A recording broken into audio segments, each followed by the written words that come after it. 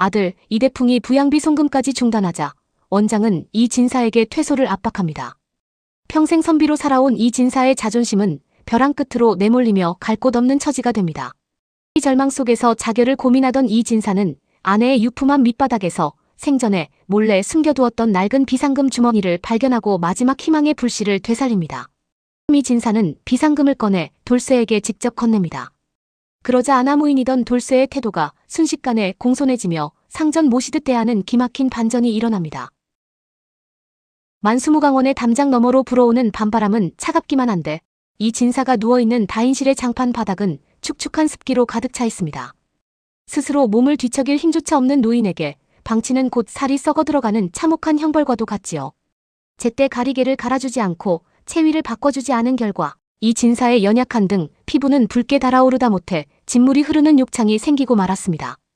어둠 속에서 이 진사는 신음조차 크게 내지 못한 채 등 뒤에서 전해오는 날카로운 통증을 묵묵히 견뎌내며 자식의 이름을 속으로 불러봅니다. 하지만 다음날 아침 방을 찾아온 것은 자식이 아니라 차가운 침통을 든 의관과 무심한 표정의 돌쇠였습니다.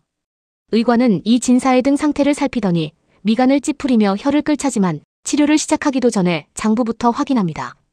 소스에 따르면 요양시설에서 제공하는 기본적인 의료 외에 사용되는 특수 연고나 약제비는 모두 본인이 부담해야 하는 비급여 항목에 해당하기 때문입니다.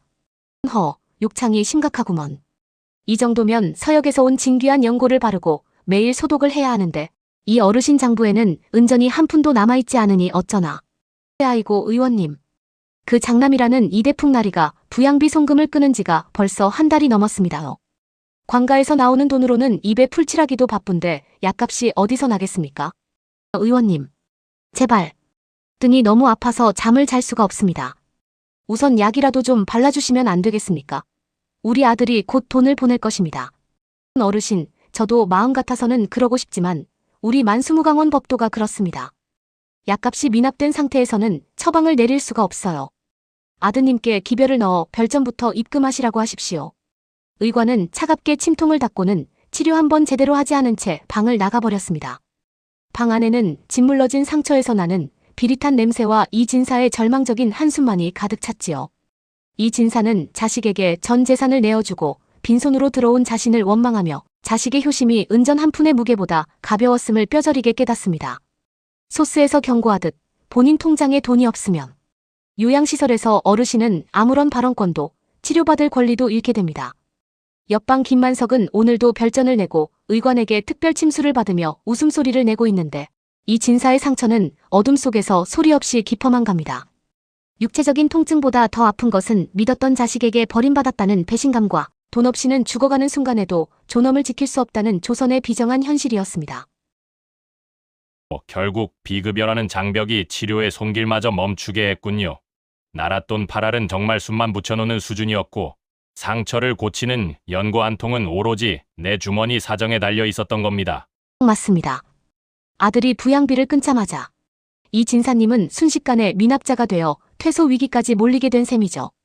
돈이 없으면 아픈 것조차 허락되지 않는 만수무강원의 민낯이 참으로 참혹합니다. 이 자식에게 모든 것을 주고 빈손이 된 대가가 이토록 혹독합니다. 하지만 절망의 구렁텅이에 빠진 이 진사님에게 생각지도 못한 반전의 기회가 찾아온다고 하는데요. 아내가 남긴 낡은 유품함 속에서 발견된 은전 한 푼이 이 진사님의 운명을 어떻게 바꿀까요? 마지막 보도에서 노후의 자존감을 지키는 진정한 힘이 무엇인지 보여드리겠습니다. 절망의 끝자락, 차가운 방바닥에서 홀로 죽음만을 생각하던 이 진사의 손끝에 무언가 딱딱하고 묵직한 감각이 전해졌습니다. 그것은 입수할 때 아내의 유품이라며 소중히 챙겨왔던 낡은 옷상자. 밑바닥 덧대어 놓은 헝겊 사이로 만져지는 비상금 주머니였지요.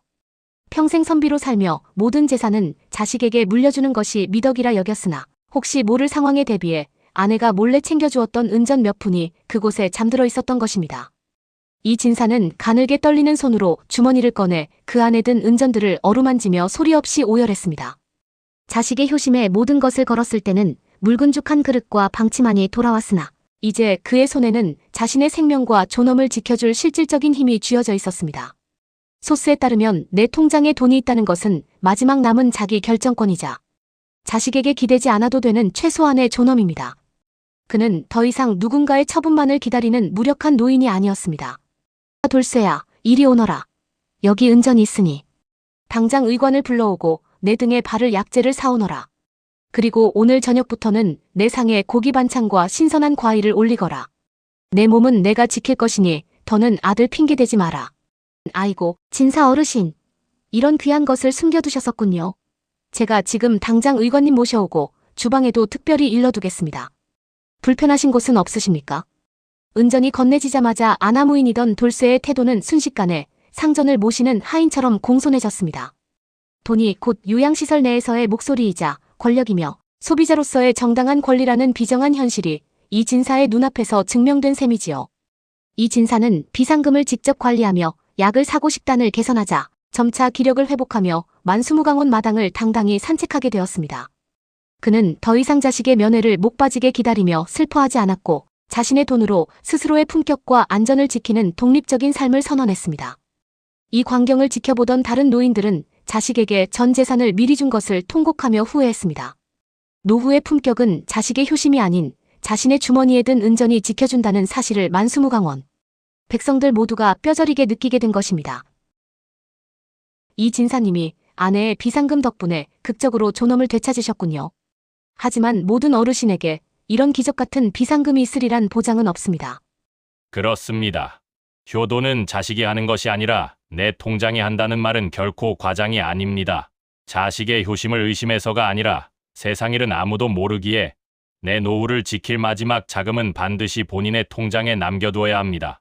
자식에게 재산을 미리 넘기기보다 마지막까지 스스로를 돌볼 수 있는 경제적 독립이 곧 노년의 자존감이라는 사실을 잊지 마셔야겠습니다.